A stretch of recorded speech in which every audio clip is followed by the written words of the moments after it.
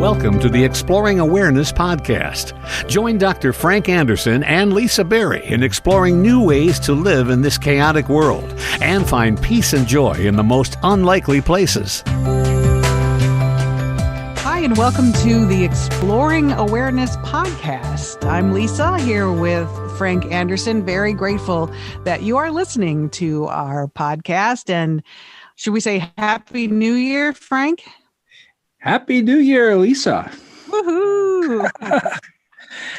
Right. We're starting a whole new year after. Yeah, thank goodness. As I said, everyone's saying bye-bye to 2020.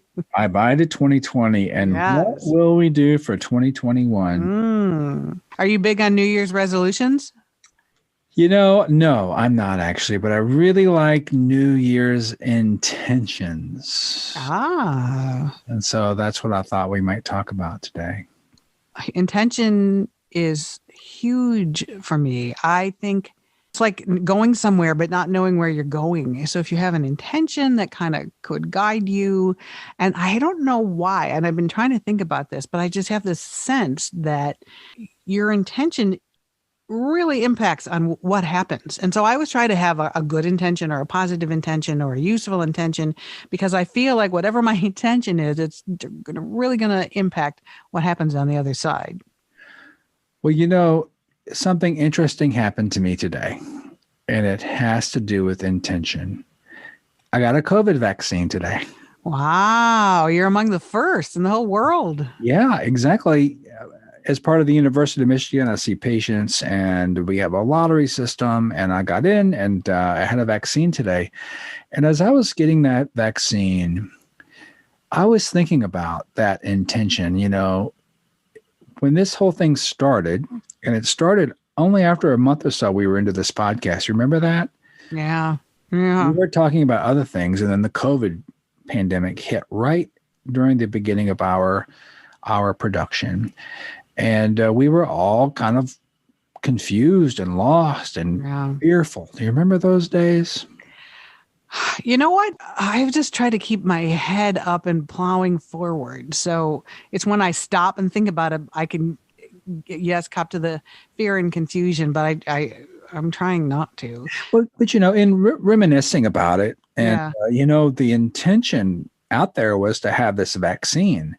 Right. Now, when you look at that vaccine, you can look at it very superficially and make all kinds of conclusions. But if you really look into it deeply, and the intentions that have gone into that, and the years of research to create this messenger RNA. Now, I'm not a genetic scientist, but I did study these things in medical school and have kept up in some ways. And for me, the idea that a scientist can manufacture a messenger RNA and package that and put that into your body so that you can produce a protein, that's probably the equivalent to sending a man to the moon. Really? Wow. It is. If we just take it apart, it seems so simple. There was, let's get a vaccine out, but really to look into it deeply, there it is. There's so much intention, intention. And I know that in some ways, vaccines, people don't completely understand them and come to other conclusions. But, the intention of a vaccine, from my perspective and from the medical perspective, is to help people. It's to make people healthier and to use our minds. I mean, the human mind can come up with this from an intention, a good intention, to prevent people from getting sick.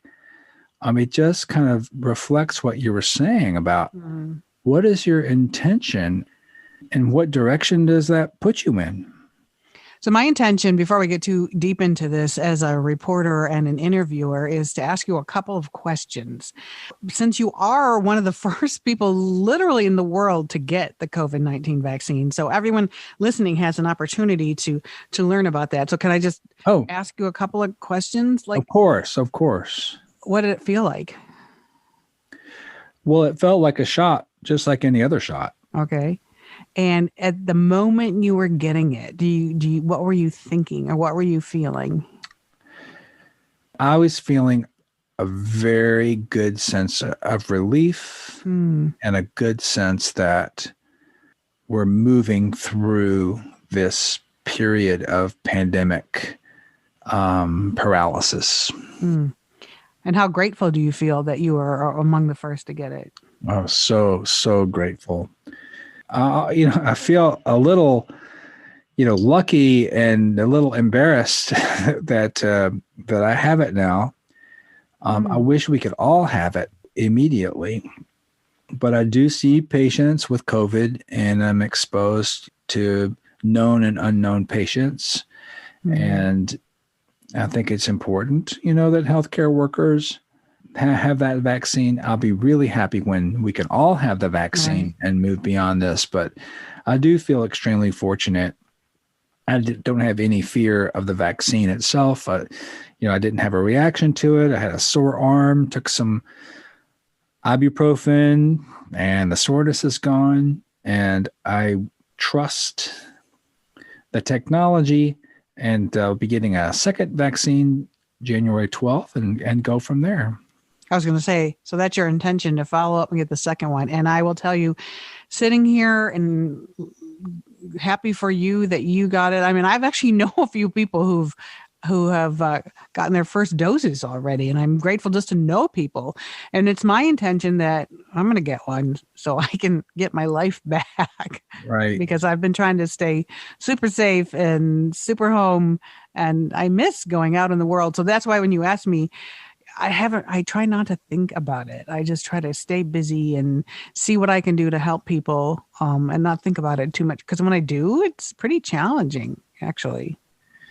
Yeah, it's still going to be challenging. And the COVID pandemic has changed our lives a lot and asked us to go within a lot and question our assumptions, question our expectations, and come to peace with something. And we talked about that in several of the episodes in 2020 about what types of opportunities that offers us, to really go within and connect to something deeper. And I would like to talk today about an intention for 2021 that kind of continues that idea. Every time we talk about meditation, before we sit to meditate, we come up with an intention. And I kind of like that idea that just came up about home, and there's this whole idea of returning home. Have you had some thoughts about that? I have, and I'm trying to find the David White poem that inspired it. Love his poetry, which you introduced me to, so I'm grateful for that. And he talks about home, and I was talking to someone else about it, and it like hit me like a ton of bricks. I'm like, home. I get that home inside me, my core, my essence. I feel it like right in the center of my body, and I connected to it. It was almost kind of like a moving experience to finally realize that and feel it. And I know a lot of times we have these conversations and I ask you a lot of questions, and then you tell me that you can't answer those questions with words. You have to answer it with a feeling. Yeah. And for someone who feels everything, I hear you on that. But to have that moment to connect to the home inside myself was huge. Now, how would you describe what home is in a person? At Burning Man, when you go through the gates, they say, "Welcome home." And again, you can look at it in two different ways. But as you know, I think when people really make a conscious effort to do this exploring awareness concept, or when people make an intention to be able to become aware of how their thoughts are working, where their emotions are coming from, there's that response that we talk about. There's Right. this inner response that when you make an intention to say, I want to know what this is all about, the I that's saying that kind of becomes home. And so this idea of wanting to do that, to have an intention of responding as opposed to reacting, or to know your depths as opposed to being, say, unconscious or just letting things happen just because they happen, that seems to me to be a possible intention people might, resonate with the people that are listening to this podcast. I feel like people hear the word consciousness and they say, I'm out. I mean, what do we mean when we're talking about? Well, I'm really talking about awareness, about being aware, or being aware of what you're doing, being conscious of what you're doing. So consciousness is awareness then, right? Yeah. Consciousness and awareness are very similar. And to being unconscious, that doesn't mean you're asleep. It just means you're kind of doing things without considering them. You're doing things because that's the way you've always done them. You're doing things because someone told you to do it that way. You do something because you believe it's always been true, so it must be true. Everyone else believes it's true, so it must be true. So kind of just going along with the herd. And that could be called unconsciousness. I mean, not always. To step back and say, well, wait a minute, does this actually make sense?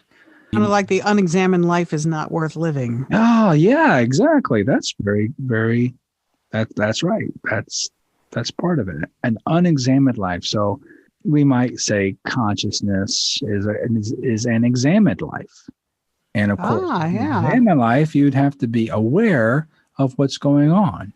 So that's where we're getting. That's where we get that title, Exploring Awareness. See, I think when you say awareness, it's like people are like, what does that mean? But then when you talk about consciousness, I think people think, oh, that's one of those out there words. So I'm always looking for ways to explain it. So like we talked about normalizing this kind of thinking and this kind of being. And like, instead of just walking around and doing what your parents did or doing what you think you should do, you're like, hey, wait, who am I? And what am I doing? And am I enjoying this? And how can I live a better life? And how can I don't know, you start thinking about it without overthinking. I mean, it's a fine line, right? Between being aware and over-aware. Can you be over-aware? Well, you could be over-aware. That's why I kind of really like what you just said about examined. And of course, you could over-examine as well. Right. There's a subtle difference between awareness as a mental activity versus awareness as a sense of being. And so there are two differences. There's differences in that. So yes, you can be overly aware, and you can become aware of all these things that are happening. And it's like, oh my God, now I'm aware of all of this. Right? Right. That could actually create more stress. It's like, geez, I was trying to put that out of my mind, and now I'm aware of it. So now it's right there up front. Yeah. Right. So that's more mental awareness. And that's when the term, we've discussed over this last year too, the awareness of awareness. And so when awareness seems like a mental activity, you become aware, there goes my mind again, hyper analyzing all of these situations. Right. So it's like, I like that. There it goes again. There, my mind goes again. And the part of you that's saying that's like words from the deeper awareness part. It's like, who are you that's saying that you're aware, right? So it's awareness of awareness. So that's the place, that's a word we use for a place that reflects something deeper within ourselves. Now, that deeper place within ourselves, we've used some words as well to describe. We've talked about a sense of a peace that doesn't have an opposite, the joy of being. And that kind of joy doesn't have an opposite either. A sense of love, of unconditional love, just pure love. And then that sense of generosity that we talked about last week in our holiday episode. That deeper place that knows, and in the knowing, there can, all of a sudden, it's like, wait a minute, I am not my story. I am not my narrative. I am not my emotional reactions. When you realize that, what a sense of relief, what a sense of joy and peace and love and generosity that you'll just be in, because no longer are those things affecting you. Now, Adyashanti has a really cool quote that's going to put all this together. He says, the truest intention is something that we receive rather than something we create. How does that happen? Well, it's because what I was just describing, once you've connected to this deeper sense of truth, we used that word last week, this truth.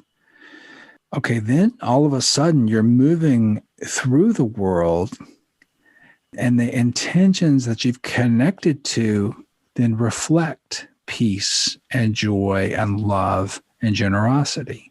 And so you've kind of received that or connected back to that, and that becomes your intention. And so that is a different intention than saying, I intend on making $1 million this year. Does that make sense? Can you explain it a little bit more? There are these intentions that we could create, right? We could create an intention. And you had also mentioned manifestation before. Right, yeah. And let's say you want to manifest, a new car, or, manifest a new job, manifest a whatever thing you may want to manifest, which is fine, actually. I think that it's important to know what you want and to make things happen that you need to make happen in your life. So never am I implying there's any passivity here. Does that connect as a created intention to you? I think there's intention in everything we do. I think there's intention in our thoughts. I think there's intention in the minute we wake up in the morning. And I always try to be aware of it. I think that's for me where awareness comes in, and intention, because I think for some reason, and now we talk about it, I need to figure it out. But for some reason, I think the intention has so much impact on how things work out. So I always like to say, hey, wait, well, what's your intention? Because you just walk blindly through, you don't know how it's going to work out. And I'm not saying I'm not a planner. I'm way more of a winger than a planner. But I still think having an intention, it's kind of like setting your GPS in your car. You know where you're going to end up. You don't know how it's going to go when you get there, but your intention is to get there. And I try to enjoy the journey along the way, but you're heading out and you have an intention. Maybe you want your intention to just feel more inner peace. So if you are aware of that, then I think that helps you actually feel more inner peace because you've acknowledged it. Does that make sense? Yeah, that makes total sense. I think that's exactly right. And I think that's part of what we can consider a New Year's intention. Yeah. Right? Instead of a New Year's resolution, which, that word has a lot of pitfalls. Yeah. If you don't make the resolution, then what happens? Right. But a New Year's intention of inner peace, I mean, that sounds fantastic, And I think that if you sat down to meditate and said, my intention is to find inner peace, or, my intention is to connect to my sense of joy or my sense of love. Those type of intentions, I think, are critical for this type of work, because if you don't want to do this, You don't have to. And no one's saying you have to. But a lot of people, have had some experiences before, spontaneous experiences of peace and joy and love. I mean, it happens to us all the time. And, you feel it. And this whole thing we're talking about is like, it doesn't have to be glimpses of it, right? It can be guiding your life. And then those intentions, that's, again, I'll repeat what Adyashanti said. The truest intention is something that we receive rather than something we create. And so we may start out with a created intention. Let's say, I would like to find inner peace. Well, you can't actually make yourself have inner peace. You can connect to that sense of inner peace, right? And then it emerges as your organic intention. How you move through the world is with inner peace. You can flip-flop and you can have setbacks and things like that. But if that's your intention, you can actually receive that by doing some regular meditation practice and connecting to that part of you that is there already, but there's a sense that it isn't you that's doing it. You kind of are acting out a truth that already exists. So you've received it in a way. Is that clear? Yeah, very clear. But I don't know if this is worth exploring or not, because I always try to focus on the positive. But I feel like if you're doing something and you have a negative attention, I feel like I've been cautioning, don't have a negative attention, because you're going to have a negative outcome. So say you feel wronged by somebody and it's your intention to get back at them. And I think it's like a lose-lose forever. It's a loss for you and a loss for the person you're targeting. So I think intention can be either positive or negative. I've been binge watching Survivor with my daughter. Fun. Have you ever watched that show? Yeah, I used to watch it when it first came out, for sure. Oh my gosh, yeah. Somebody almost got voted off, and they wanted to hide all the machetes and tools. Right. And make life miserable for their campmates. Yeah, I would definitely call that a created intention. Yeah, it's not emerging from a sense of peace and joy. Yeah, it's like I think that the human mind, the habits, limbic system, might be wired for that type of thing, revenge or to malice towards someone, make something difficult, kind of paybacks. I mean, all of those things I would put as created intentions, and they're probably emerging from a place of fear, from a place of regret. These are human conditions and things that happen to us. Those are things that we can see, we can become aware of them. We can say, I've got this revengeful mind, and where did that come from? Where did I learn that? And you bring that into awareness, and then part of this exploring awareness process is having compassion for yourself, and even for the shadow side of yourself. We all have a shadow side. We don't like it. We tend to repress it. What if you could befriend it through this exploring awareness process? Then that kind of transforms this part of us into peace and into love and into joy.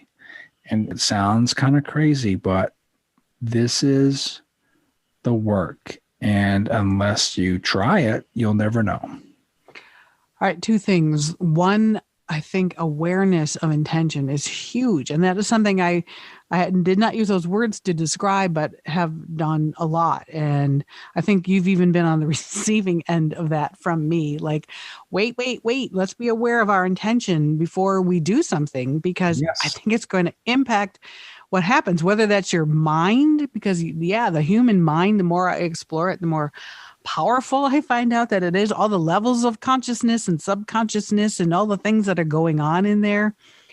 I think the more you can be aware of that as well, the more interesting your life will be.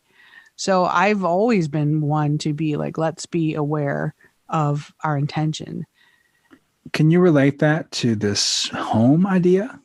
I think once you are aware of your home, once you connect to that and are aware of it, and you find out that's who you truly are. To me, that's not really a mind thing. I felt my home, and I felt it like in the center of my body. I felt it like in the core of my being, and it was like, hey, that's who I am. You know, people always say, well, I'm where are you coming from? You know, you say something, where are you coming from with that? Well, that's kind of where you're coming from your core, from your home. And you used to talk about home, and I used to have no idea what that meant until one day I just literally connected with it and had like a physical response to it. And it's like, oh, like the Wizard of Oz, like Dorothy, there's no place like home. And suddenly that whole movie, which I'd always been a fan of since I was a little girl, takes on a whole new meaning to me. There's no place like home. Maybe she didn't mean Kansas. Maybe she meant finding her truth and her dog. I don't know. Well, but I think you can look at it that way. I've always wondered about that, Lisa, because I always was afraid that when she got back home, what was going to happen to Toto? You're such an animal lover. I'm like, yeah, you know, it was pretty good out there in Oz. Going back home to Kansas, that lady still wants your dog. I don't know. You're the first person I've ever heard suggest that perhaps Dorothy, why did she want to leave Oz? You know, it's in color. There's poppies and dancers and lollipop kids. Why? Who would want to leave that? Yeah, I always wanted wondered that. She wanted to go home. But she wanted to be home in herself. Yes, the maybe. deeper sense of exactly. Yeah. I think that is probably the deeper meaning of that whole thing. Right. No place like home, you know, because your home is unshakable. It's stable. It's always been there, always will be there. It can't be picked up by a tornado. Oh, I got goosebumps. I'm serious. I mean, I'm sure, you know, there's so many books about the Wizard of Oz and sequels and all sorts of things. I wonder if is there like a spiritual book about the Wizard of Oz? Has anyone looked at it from this angle before? There should be. There should be a chapter in our book, in our Exploring Awareness book that we're going to write someday about that. Yeah. Well, I mean, seriously, when you said that, even a tornado can't shake you from your home. Right. That's like a beautiful thought. I mean, that's what I would certainly benefit from that sense, that strong sense. And you know that since we're talking about New Year's intentions, right? I think another one people might want to play with is returning home. What does that mean? What does that feel like to return to your like pure being? It's possible. It is completely possible. Their pure being, the pure light of yourself is always there. Now, again, it gets covered up, clouded over, let's say, even could be a hurricane by all the external things that happen in a person's life. And I am lucky, but not everyone is. So it's easier for me to say, perhaps.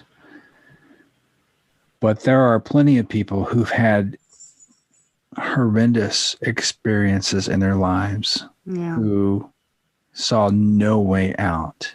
And there is no way out in the mind and in the thoughts and in the revenge. The only way out is through. The only way out is to see those things as conditions of your life, and the part of you that sees it is the home. And how you do that, there's lots of ways to do it. And on this podcast, we use mindfulness techniques and meditation to experience for ourselves what part of us is mindful, what part of us is aware, you know, and connect to that on a really personal level.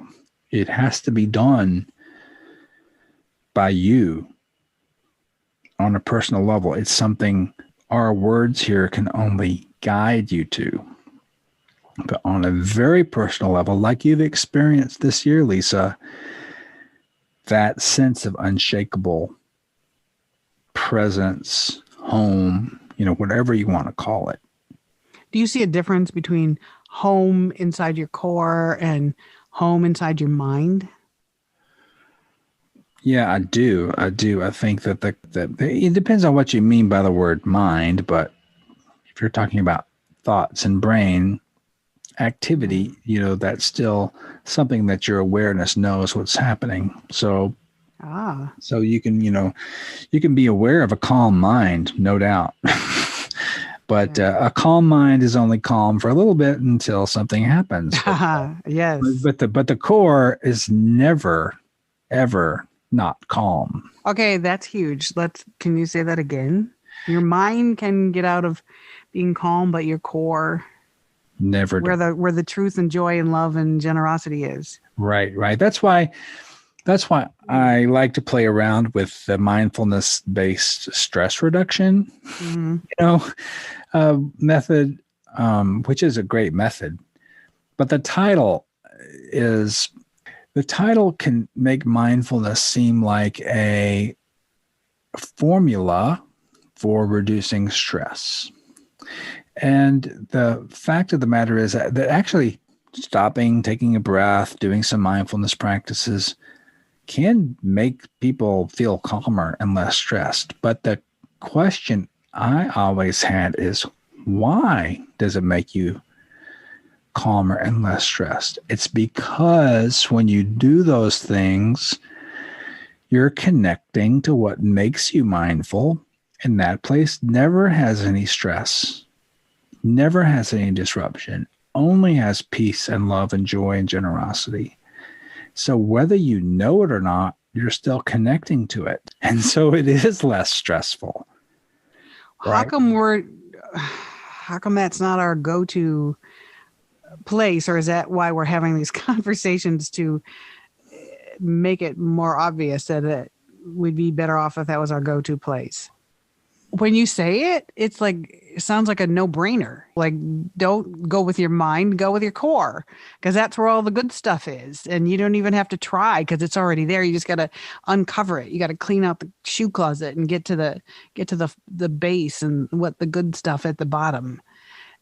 And is that why we have these conversations, to make people aware of it?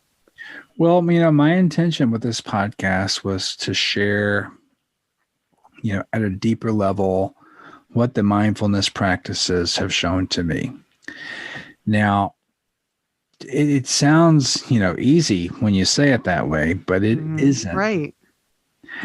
Because part of giving up the story is sometimes feels like you're giving up your identity. It feels like, what's happening to me? You're giving up your ego. You're like, well, aren't I A, B, C, D, E? Right. I've always thought I was A, B, C, D, E. I act like this. I move like this. I react like this. So if you explore the origins of your thoughts and emotions, sometimes you may not be very happy with what you find, and you may have to realize that some of the habits that you've been doing your whole life, who you thought was you, isn't really you. And then you have to, in some ways, watch them drop off. And that can be a very painful process. And people resist that. And so that's why we say the only way out is through. And what you resist persists. And for those people listening right now, I know how you feel, because I felt the same way when I started this process. Like, what do you mean I'm not who I think? I remember getting kind of mad at you for you suggesting that I wasn't the funny one in my family, or I wasn't the experiences that I had growing up. And then getting rid of all that identity was so freeing. So that's step one. And then, like you said, remembering your core and returning to your core and being aware and letting all that go. And it's just it's a pretty place. It's Oz. It's Oz. And I deliver babies all the time, and I look at those little babies and they're unconditioned. Yep. They've just come out. And yes, they've been through a little bit of a traumatic experience sometimes, but then they're there and they're just pure, peaceful beings. And we all started that way. And, some of us were given love and nutrition and all these things. And some people had family experiences that were more difficult. Right. All that starts shaping how you see the world. And all of those things are things that happened to you, and you reacted, and habits, and your personality developed, and all of those things. Now, the thing about it is, though, you see these things drop off and you're afraid what's going to happen. But I love this quote: people without egos have a lot of character. Right. That's so great. Even though you have this identity that you're the funny one and all that, right. Actually doesn't. You're still the funny one. You still will be funny. You're not going to be a zombie. Right. It's just going to be from a different instead of from the left, it's from the right. It's just a shift. It's a very subtle shift. Very, very subtle. And it's like, oh, well, I'm actually the same person. I just don't have as much suffering, so it seems like you're going to lose something, but you actually lose nothing and you gain a ton. So what would our intention be? We wake up in the morning and we are thinking about what you just said, and we're seeing the value in it, and we want to move the world in that way. Is meditation what we do, or do we set an intention, or do we just remind ourselves it's possible? How would you put that into practice? Oh, no, absolutely. No, I would say, you can think about this till the cows come home. I think that somehow you've got to get yourself in a non-thinking situation. I think that meditation is a great way to do that. It's not the only way, but that's what we talk about on this podcast. So another intention, that you might want to create is a meditation practice. And to do that, you might need to find a meditation spot in your house, right? And set it up in, with a table and maybe a chair in front of it. Or, if you want to sit on the floor and sit on cushions, set yourself up a place that's special. You might call it an altar. You might not, whatever you want to call it. I have a place like that too. And, I put a plant there and a candle there, and I have some stones that I collected at meditation retreats, and some shells, and, different things that are meaningful to me. And those are on my table. I call it an altar. And I sit there, and then with the intention, of my meditation practice, to connect to my core, to be my authentic self. Do the meditation practices, right? Because it's no longer a thinking thing. It's just allowing.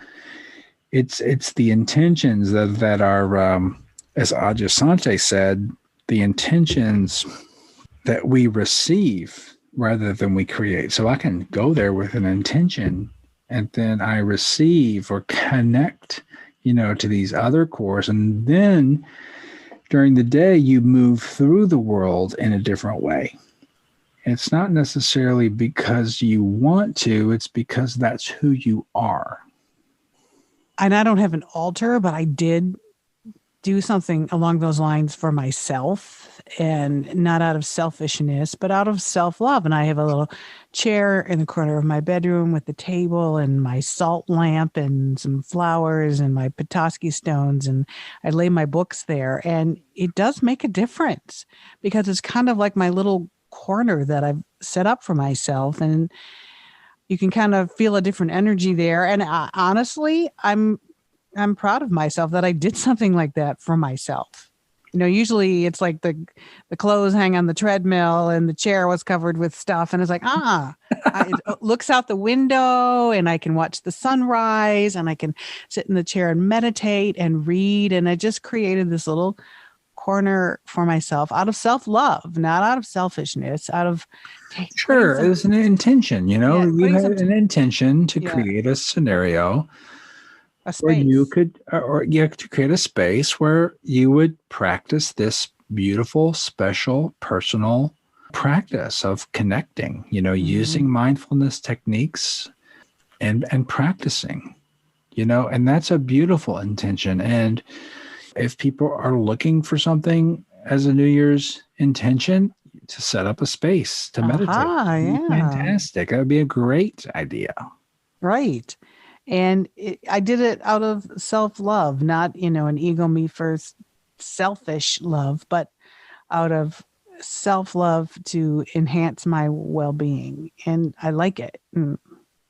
Yeah. And if people have a sense that they want to do that or need to do Yeah. that, sometimes January 1st is, a good marker, we're all Right. humans and we can use little markers. And, I like to use the insight timer. If I don't use the timer, then sometimes I get distracted. But if I say, okay, I set the timer for 40 minutes. All right, I'm going to sit here for 40 minutes, right? And then I'll want to get up. And I'm like, nope, the timer hasn't gone off. But that's fine. I can want to get up. That's no problem. Say, there I go again, trying to get other stuff done. And just say, but the timer hasn't gone off, So as human animals, we need some structure and we need a place. Shall we say discipline? Well, I was waiting for you to say that. I know you were trying. Thank you for trying to avoid my not favorite word, but I mean it has its merits. I've learned. Yes. If people haven't listened to earlier episodes, Lisa and I had a long talk about discipline. Because I said I didn't like the word. You did? Well, it sounds so rigid and like you have to do it. And I don't. People already feel pressure trying to meditate. People will tell me all the time, I know I should meditate, but it's too hard and I can't. And I'm trying to share with you. I hear you and I understand. And adding the word discipline to that didn't help me. Maybe it helps you. Maybe some people like discipline. I, probably use more of it in my life, but it was a word that I needed to remove from meditation because I think it's hard enough to begin with. That's cool. And so shared intention is also another. Yeah, absolutely. Perfect.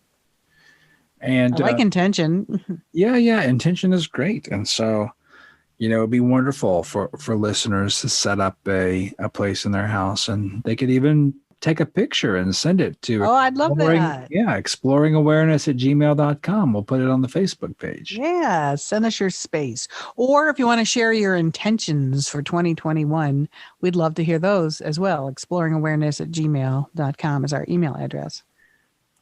Yeah, that would be great. And so this idea of created intentions, but I want to read Adyashanti's quote one more time. The truest intention is something that we receive rather than something we create. And maybe we can kind of go into a guided meditation with that idea in mind. Explore that one. Yeah. So you may not have your meditation space set up just yet, and that's fine too. You just can use a chair or sit on the floor or wherever would be comfortable for you to sit in an upright position, kind of a sturdy, solid, strong posture with your back upright and your hands on your lap, and maybe you'd like to place one hand over the other or maybe just on your thighs, wherever they'd be comfortable, but whatever posture you're taking, let's be mindful and intentional about that. A posture that says, I'm going to do this practice. And then based on what we've been talking about, what is your intention? Why have you listened this far? Why are you here? What is your intention? So yes, we create an intention.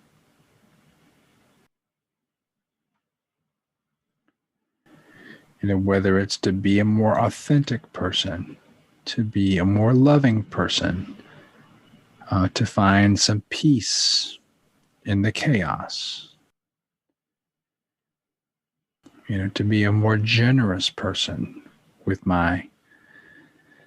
your time and energy, or to have more gratitude, or to understand the truth of being, whatever that intention might be. Now, if it's to get $1 million, you should probably go buy a lottery ticket. But right now we're meditating. So you gather your intention and you're in your posture, in your space.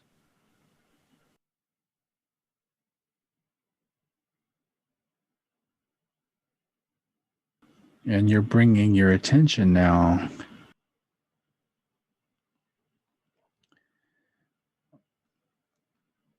away from your thoughts and away from what's going on, away from your to-do list, away from the days after the holidays.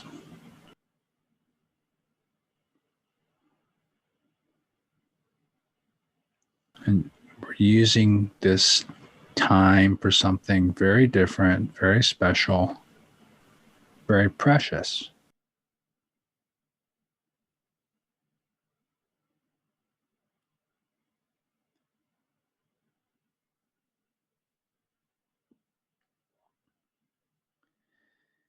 And very simple, yet difficult.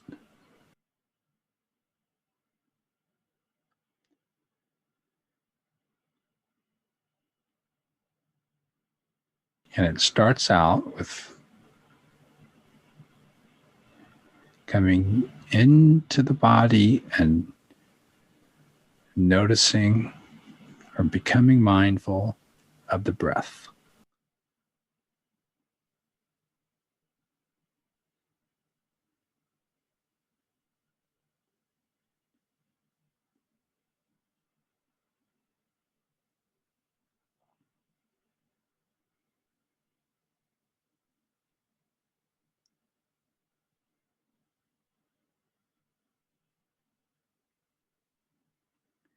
And something you've been doing all day,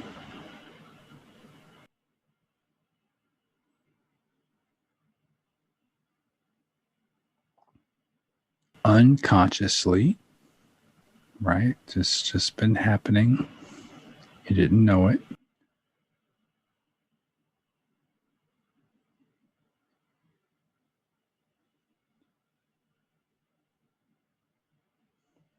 And this simple thing we're doing here is becoming aware of the breath.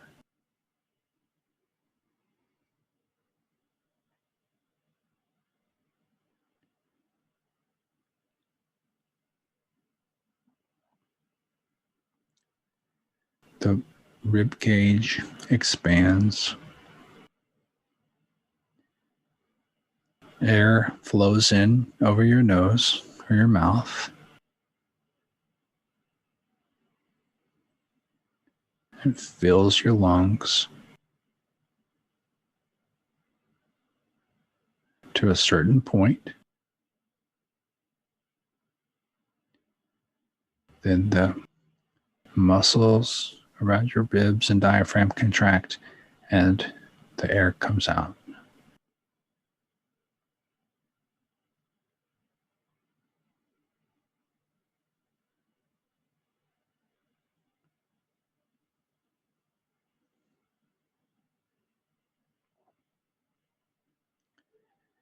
So even though you were doing this, you didn't know you were doing it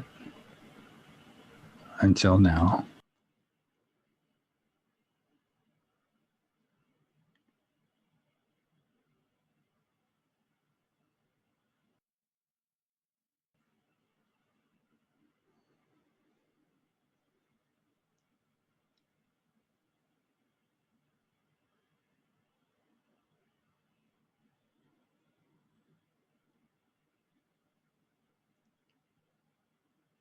And you could try counting.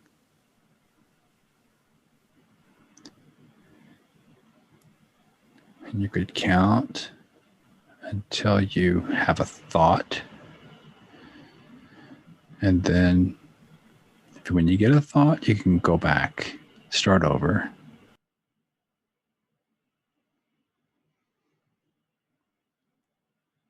So first is concentrating on the breath.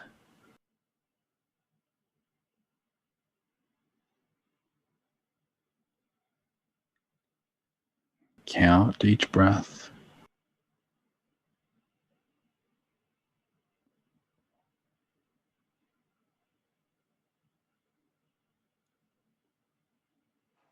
You get a thought, you go back.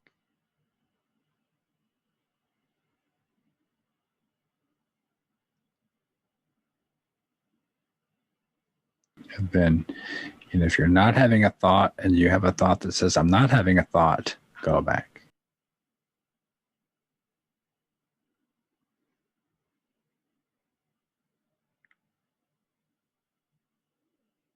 So you could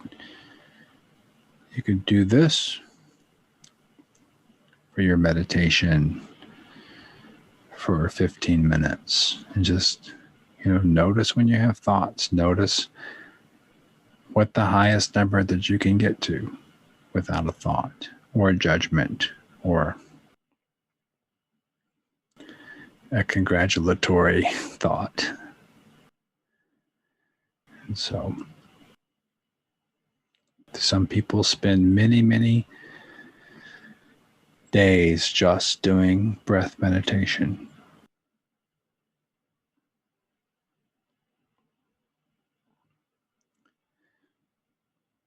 But for now, we'll move on to just become aware of other things that are present. And let's move then to the body, feeling the feet, and feeling what the bottoms of the feet are touching.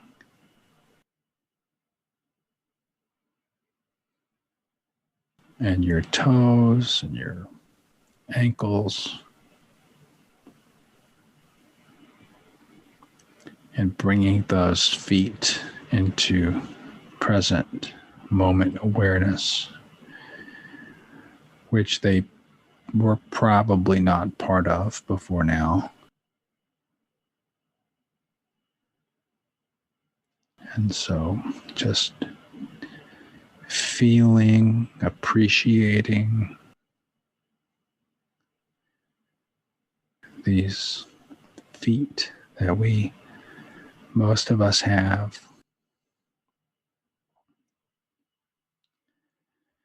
And then moving up your ankles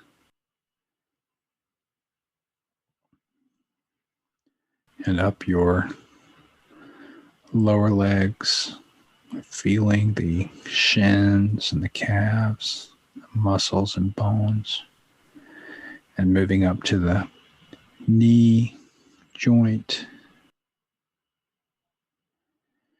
and then moving up the thighs and the hips, and stopping to just let both legs.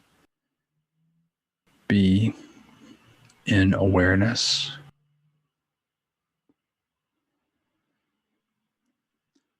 And then moving into the lower pelvis and abdomen.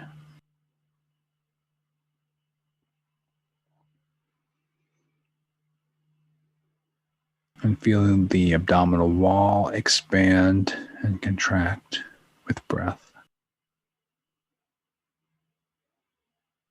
And the chest.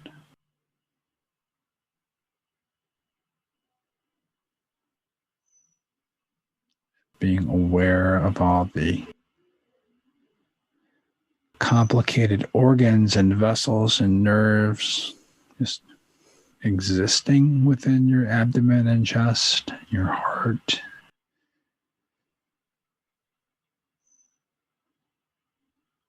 They're all doing their thing without you thinking at all about it. It's happening at the present moment to digest your food and clean your blood.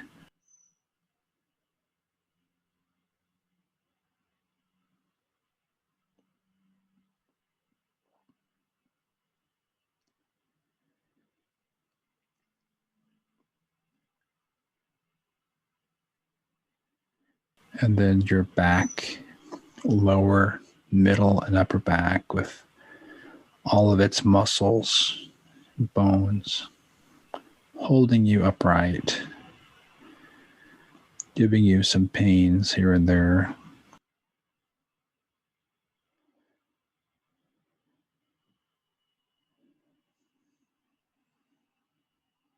And your hands,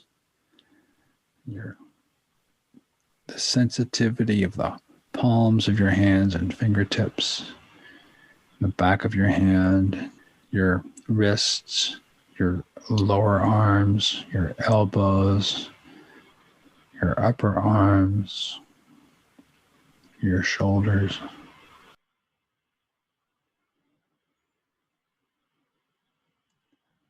And bringing into awareness the whole body below the head. Just feeling it,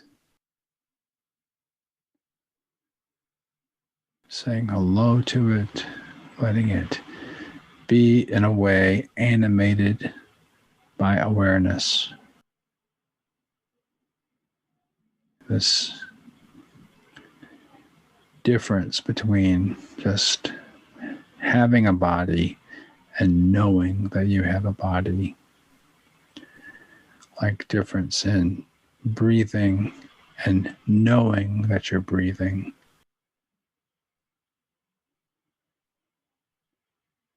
Just feel into that difference. Don't think it.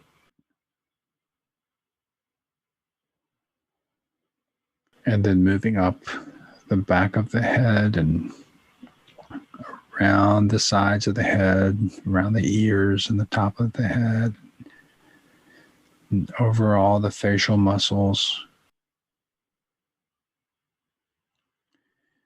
Awareness is aware of the whole body.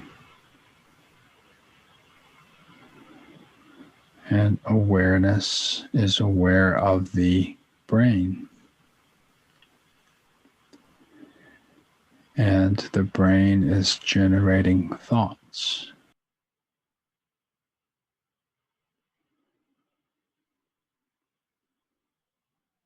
And we know that we are thinking, being aware of thoughts.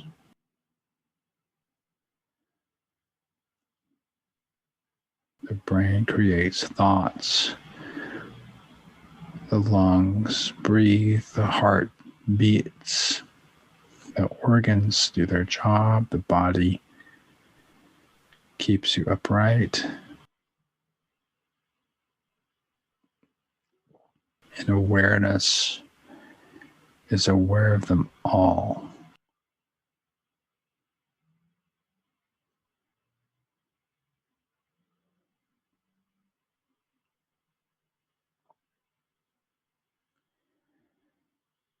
And so you can be aware of your personality, aware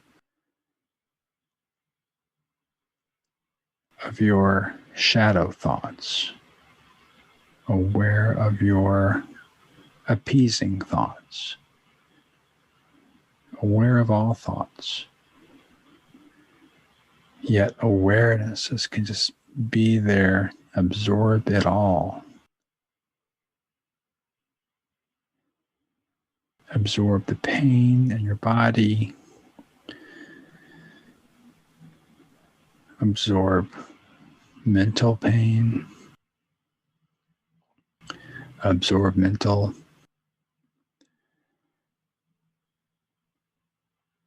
ecstatic experiences, all happening in a field of awareness.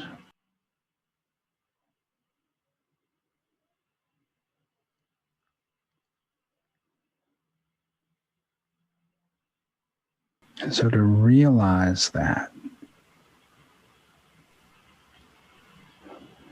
realize there's another part of you that's non-judgmental, not stressed,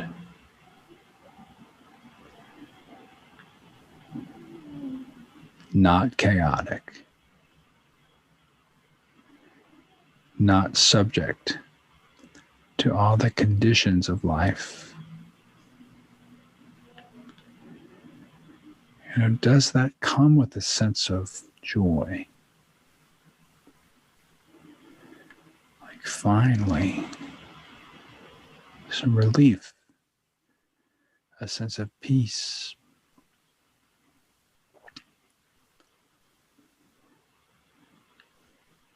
Does that evoke a sense of kind of loving kindness?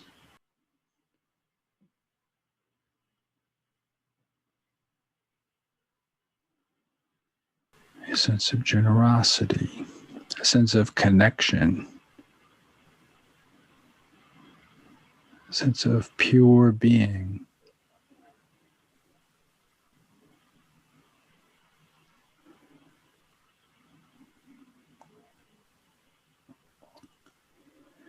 And so does connecting to that, is that the same as your intention?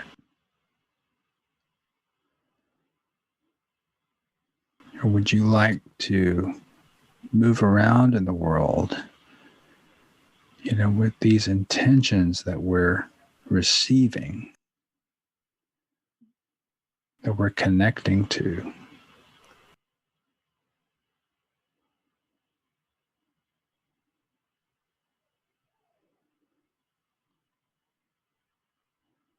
So maybe if your intention is to have less stress, maybe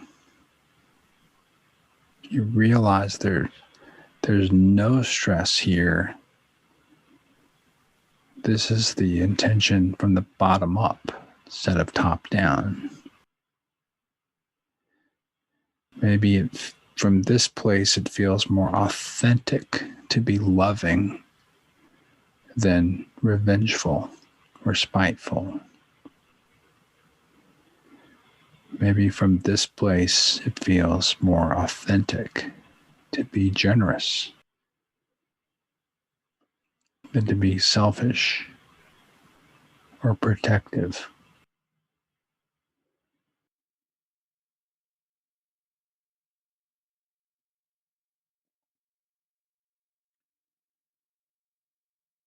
Maybe this feels like home.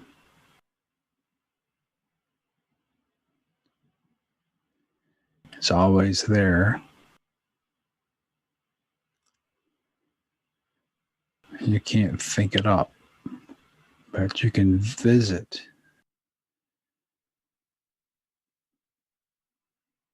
by doing these meditation practices.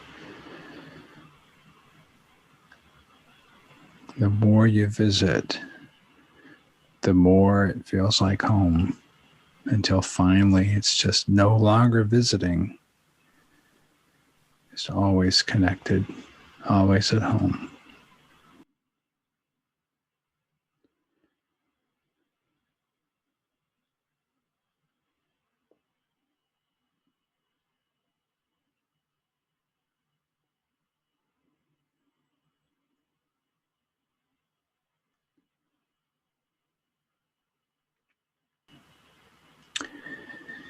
And a pandemic and a vaccine and an election, and all of those can happen. Interact with them, but it doesn't change this.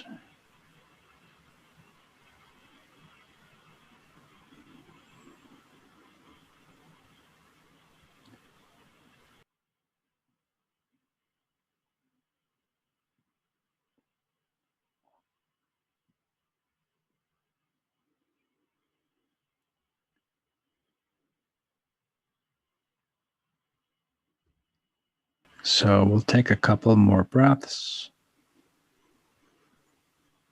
And we'll end here. You can open your eyes and stretch.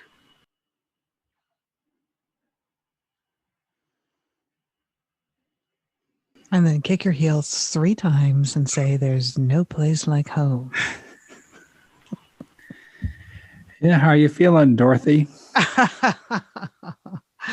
Good. I think it was a lovely conversation. And even though I've been having these conversations with you for almost a full year now, it's a great reminder. I know sometimes you think we've already discussed that, but I've been in the conversation, and it's still good for me to hear it again. So I'm grateful for everything we talked about today. And it's a new year, and I'm not a big fan of New Year's resolutions. And I think there's a lot of pressure in New Year's Eve and the new year. So that's why I like intention. It's more free flowing, I feel like. Yeah, right, exactly. And this is the kind of intention that, you have to just keep up and keep returning back to that, because this is not a quick fix. This is not instant gratification. This has nothing to do with kind of normal way of looking at things.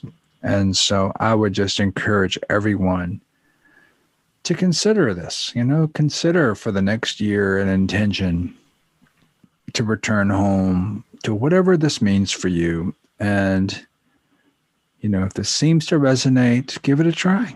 And we'll be here. We're here to answer questions. We're here to keep making podcasts. We love hearing from folks. We know that a lot of people are listening and getting a lot out of it. If you have friends who might want to listen, please share with them as well.